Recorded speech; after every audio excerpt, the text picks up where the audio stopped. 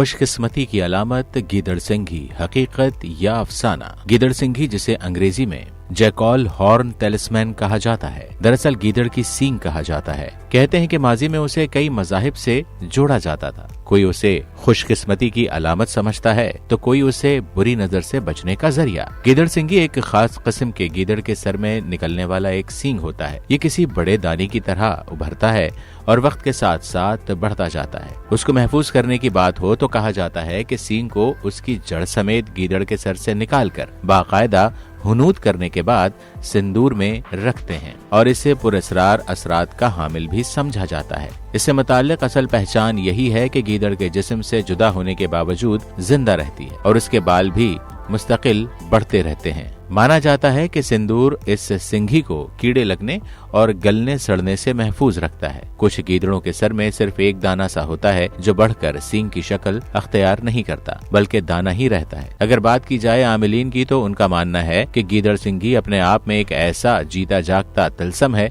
अगर बात की जाए इससे मुताल्लिक खुशबख्ती की, ये माना जाता है कि जेवरात या नकदी के सेफ में अगर गीदड़ सिंघी रखी जाए तो वो मजीद बढ़ेंगे, दौलत और कारोबार में तरक्की होगी। कई इसको बीमारियों के इलाज के तौर पर भी तस्वुर करते हैं। साथ ही एक ख्याल ये भी है कि अगर कोई चीज गुम हो जाए और ना मिल रही हो तो वो मिल जाएगी। अगर बात की जाए जदीद साइंस की तो वो इन सब को हकीकत तस्वुर नहीं करती। साइंस और बायोलॉजी के मुताबिक गीदड़ सिंघी के मख्फी असरात की कोई हकीकत नहीं।